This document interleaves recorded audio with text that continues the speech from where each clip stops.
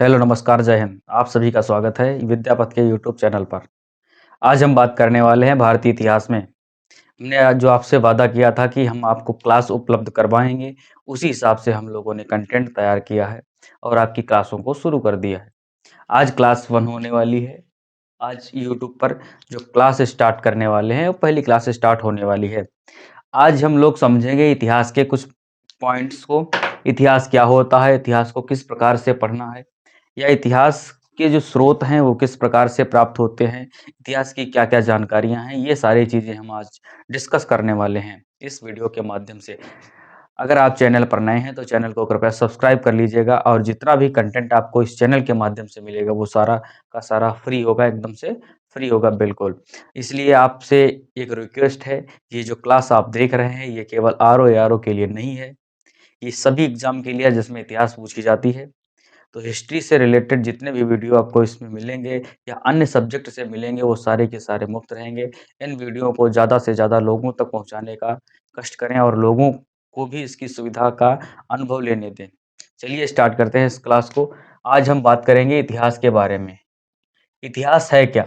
इतिहास इतिहास है क्या? सबसे पहली बात बनती है इतिहास की परिभाषा। इतिहास की परिभाषा को अगर बात करें तो इतिहास की परिभाषा क्या बनती है? अतीत की घटनाओं का वर्तमान में अध्ययन। अतीत की घटनाओं का वर्तमान में अध्ययन क्या कहलाता है? इतिहास कहलाता है। अतीत की घटनाओं, जो प्राचीन काल में कोई घटनाएं घटी हैं, उनको अगर हम अब पढ़ रहे हैं तो उसका मतलब क्या हो जाएगा?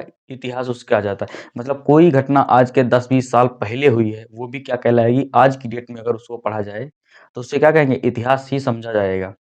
क्लियर है? तो इतिहास को 3 कालों में बाँटा गया है। कौन-कौन से हैं? एक है आद्य ऐतिहासिक काल, प्रागैतिहासिक काल और ऐतिहासिक काल। इन तीनों में भिन्नता क्या है?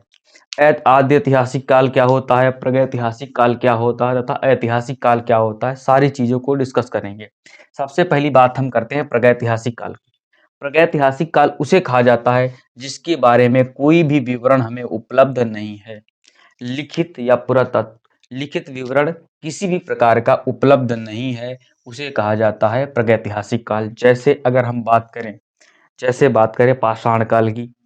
पाषाण काल का कोई भी लिखित साक्ष्य उपलब्ध नहीं है तो वो किसके तहत आएगा? प्रागैतिहासिक काल के तहत आएगा। उसके बाद हम बात करते हैं आद्य ऐतिहासिक काल क्या होता है। आद्य ऐतिहासिक काल में ऐसे सभ्यताओं को शामिल किया है या ऐसे इतिहास को शामिल किया गया है जिसमें साक्ष्य उपलब्ध तो हैं, साक्ष्य उपलब्ध तो हैं, परंतु उनको कभी पढ़ा नहीं जा सका।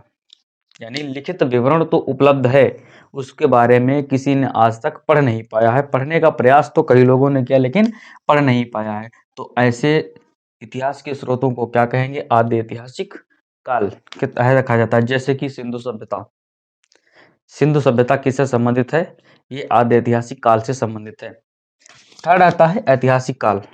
ऐतिहासिक काल में जिसके बारे में सारे लिखित विवरण उपलब्ध होते हैं उसे क्या कहा जाता है? ऐतिहासिक काल कहा जाता है। सारे साक्ष्य उपलब्ध होते हैं उसे क्या कहते हैं? ऐतिहासिक काल कहा जाता है।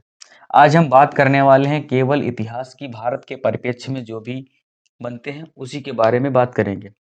भारत के परिप्रेक्ष्य में इतिहास को 3 खंडों में पढ़ेंगे। पहला है प्राचीन भारत का इतिहास, दूसरा है मध्यकालीन भारत का इतिहास और इसके बाद आधुनिक भारत का इतिहास। मध्य प्राचीन जो कालीन भारत का इतिहास है जिसमें जैसे आ जाते हैं पाषाण काल, सिंधु सभ्यता, वैदिक सभ्यता, उसके बाद दक्षिण भारत के कुछ राज्य, बौद्ध धर्म, जैन धर्म, धर्मों का उदय किस प्रकार से हुआ। मध्यकालीन में दिल्ली सल्तनत हो गई, मुगल वंश हो गया। आधुनिक में उत्तर मुगल काल और जो स्वतंत्रता या राष्ट्रीय आंदोलन थे वो सारे आते हैं। आधुनिक काल को 2 चरणों में पढ़ेंगे हम। एक तो है गांधी के पहले का समय, एक है गांधी जी के बाद का समय, यानी बिफोर गांधी और आफ्टर गांधी। गांधी जी भारत में कब आते हैं? 9 जनवरी 1915 को आए थे पहली बार। इसलिए कब आए थे? 9 जनवरी 1915। इसीलिए 9 जनवरी को क्या मनाया जाता है? प्रवासी भारतीय दिवस मनाया जाता है। प्रत्येक वर्ष 9 जनवरी को प्रवासी भारतीय दिवस क्यों मनाते हैं? महात्मा गांधी की उसी स्मृति में मनाते हैं जब महात्मा गांधी वापस आए थे, अपने देश को लौटे थे। कब तारीख थी? 9 जनवरी 1915। इसके 8 दिन पहले यानी 1 जनवरी को महात्मा गांधी को केसर-ए-हिंद की उपाधि से नवाजा गया था। केसर-ए-हिंद की उपाधि महात्मा गांधी ने त्यागी कब थी? ये भी क्वेश्चन आपके पेपर में बनता है। तो केसर-ए-हिंद की उपाधि महात्मा गांधी ने जब जलियांवाला बाग हत्याकांड हुआ था, उसके बाद उसको क्या कर दिया था? उस उपाधि को त्याग दिया था। तो हम बात करेंगे आधुनिक भारत के इतिहास में क्या करेंगे? महात्मा गांधी से पहले का आधुनिक भारत और महात्मा गांधी के बाद का आधुनिक भारत के इतिहास की चर्चा हम लोग करने वाले हैं। तो ये चीजें हम इसमें डिस्कस करने वाले हैं। अब आती है बात इतिहास। अगर इतिहास को पढ़ना है तो इतिहास जानने की हमें स्रोत तो चाहिए, या ऐसे इतिहास तो पढ़ा नहीं जा सकता। इतिहास को पढ़ने के लिए हमको स्रोत चाहिए। और स्रोत क्या हो सकते हैं? स्रोत 2 प्रकार के हो सकते हैं। स्रोत कौन-कौन से हो सकते हैं? एक तो आपके हो सकते हैं पुरातात्विक स्रोत या पुरातात्विक साक्ष्य कह सकते हैं इनको, और दूसरा होगा साहित्यिक साक्ष्य। कहने का मतलब समझ रहे हैं? पुरातात्विक साक्ष्य यानी खुदाई में जो प्राप्त हुए, पुरातत्व का मतलब है जो खुदाई में प्राप्त करने के बाद जो हमें तत्व प्राप्त होते हैं या कुछ भी अवशेष प्राप्त होते हैं, वो सब पुरातात्विक साक्ष्य के तहत गिने जाते हैं। क्लियर है? जो भी खुदाई में प्राप्त होते हैं, जो भी वस्तुएं प्राप्त होती हैं, जो भी सिक्के प्राप्त होते हैं, जो कुछ भी खुदाई में प्राप्त होता है, वो सभी क्या होता है? पुरातात्विक साक्ष्य के अंतर्गत आता है। दूसरी ओर बात करते हैं हम साहित्यिक साक्ष्य की। साहित्यिक साक्ष्य में इसको 2 वर्गों में बांटा गया है, धार्मिक और लौकिक। इसकी भी बात करते हैं। इससे पहले हम देखते हैं पुरातात्विक साक्ष्य। पुरातात्विक साक्ष्य में जैसे खुदाई में हमें मृदभांड प्राप्त हुए। मृदभांड का क्या मतलब होता है? मिट्टी के बर्तन। सिक्के प्राप्त हुए, सिक्के चांदी के थे, सोने के थे, शीशे के भी सिक्के थे, सातवाहनों ने चलाए थे। तो इस प्रकार के खुदाई में सिक्के प्राप्त हुए। अभिलेख, खुदाई में कुछ अभिलेख प्राप्त हुए, जैसे कि शिलालेख प्राप्त हुए, स्तंभ लेख प्राप्त हुए और गुहा अभिलेख प्राप्त हुए। शिलालेख क्या होता है? बड़ी-बड़ी शिलाओं के अगले भाग को सपाट करके उन पे कुछ लिख दिया जाता था। राजाओं के द्वारा या राजाओं के शिष्यों के द्वारा, राजा के अनुयायियों के द्वारा, शुभचिंतकों के द्वारा जो भी लिख दिया जाता था, उसे कहते थे शिलालेख। बड़े-बड़े पत्थर के अगले भाग को सपाट करके, जैसे मान लीजिए ये कोई पत्थर है, इसके अगले भाग को काट करके, इसको बराबर करके, उसके अगले भाग पे क्या कर देते थे? कुछ लिख देते थे। राजा द्वारा या राजा के अनुयायियों द्वारा या मंत्रियों द्वारा जो भी लिखा जाता था, ये जनता के लिए मैसेज हो सकता था, कानून हो सकता था, नियम हो सकते थे या राजा की प्रशंसा हो सकती थी, तो उसे कहा गया शिलालेख। स्तंभ लेख क्या होता है? स्तंभ लेख बड़े-बड़े स्तंभों को पहले बनवाया जाता था, तो उनके अगले भाग को सपाट करके उस पे कुछ राजा द्वारा लिखवा दिया जाता था। उसे क्या कहा जाता था? स्तंभ लेख। गुहा अभिलेख क्या होता है? गुफाओं के जो बाहरी इलाका होता है, गुफाओं का जो बाहरी क्षेत्र होता है, उसके गुफा के चारों ओर, जैसे मान लीजिए गुफा है, इस गुफा के चारों ओर ये गुफा है, इसके जो ऊपरी भाग पे इसको सपाट करके इसमें क्या लिख देते थे? कोई भी इंस्ट्रक्शंस लिख देते थे, कोई भी सूचनाएँ लिख देते थे। राजा द्वारा या राजा के मंत्रियों या अनुयायियों या शुभचिंतकों के द्वारा लिख दी जाती थी, उसे कहा जाता था गुहा अभिलेख। क्लियर है?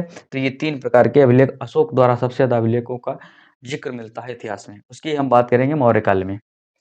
ठीक है, इसके बाद हम बात करते हैं साहित्यिक साक्ष्य में। साहित्यिक साक्ष्य में 2 चीज़ें आती हैं, एक तो धार्मिक है, एक लौकिक है। धार्मिक का मतलब है जितने भी धार्मिक ग्रंथ हैं, वो सभी धार्मिक साक्ष्य या कह सकते हैं साहित्यिक साक्ष्य का विवरण देते हैं। इतिहास का जो विवरण मिलता है साहित्यों से, जैसे हम वेदों की बात करें, पुराणों की बात करें, उपनिषदों की बात करें या अन्य धार्मिक ग्रंथ हैं, जैसे बौद्ध धर्म में जो ग्रंथ हैं या जैन धर्म के जो ग्रंथ हैं या अन्य धर्मों के जो ग्रंथ हैं, जो हमें इतिहास की जानकारी देते हैं, वो सारे क्या हैं? धार्मिक साक्ष्य के अंतर्गत आते हैं। इसके बाद आता है लौकिक साहित्य। लौकिक साहित्य क्या होता है? लौकिक साहित्य में ऐसे ग्रंथ शामिल किए जाते हैं जो किसी धर्म से रिलेटेड नहीं है, जैसे कि अर्थशास्त्र किसकी है? चाणक्य की अर्थशास्त्र है। इंडिका मेगास्थनीज की है। राजतरंगिणी कल्हड़ की है। इन सब में इतिहास का ही वर्णन है, लेकिन ये धर्म से रिलेटेड नहीं है। राजतरंगिणी कल्हड़ ने लिखी है, जिसमें जम्मू कश्मीर के इतिहास का वर्णन है। ये क्वेश्चन बहुत बार पूछा गया पेपर में। इंडिका मेगास्थनीज की है। कहाँ का रहने वाला था? आप सभी लोग जानते हैं। कहाँ का रहने वाला था? यूनान का रहने वाला था। सेल्यूकस निकेटर से संबंधित है। चंद्रगुप्त मौर्य के प्रधानमंत्री कौन थे? कौन थे? अर्थशास्त्र लिखने वाले चाणक्य थे। चाणक्य का मूल नाम क्या था? विष्णुगुप्त था। इस प्रकार से आपके क्वेश्चन बनते हैं। अर्थशास्त्र में कहीं पर भी मगध और चंद्रगुप्त मौर्य का विवरण नहीं मिलता है या वर्णन नहीं मिलता है।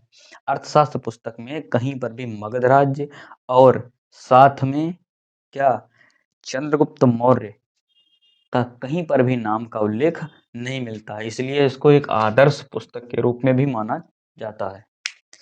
तो ये इतिहास से संबंधित जो क्लास है आपकी, ये कंटिन्यू चलेगी और साथ में कोशिश रहेगी कि आपको सारी क्लास अवेलेबल करवाई जाए। तो उम्मीद करता हूँ ये आपको समझ में आया होगा और ज़्यादा से ज़्यादा लोगों को जोड़िए और इसका लाभ दीजिएगा। मिलते हैं अगली क्लास में। जय जय हिंद, धन्यवाद।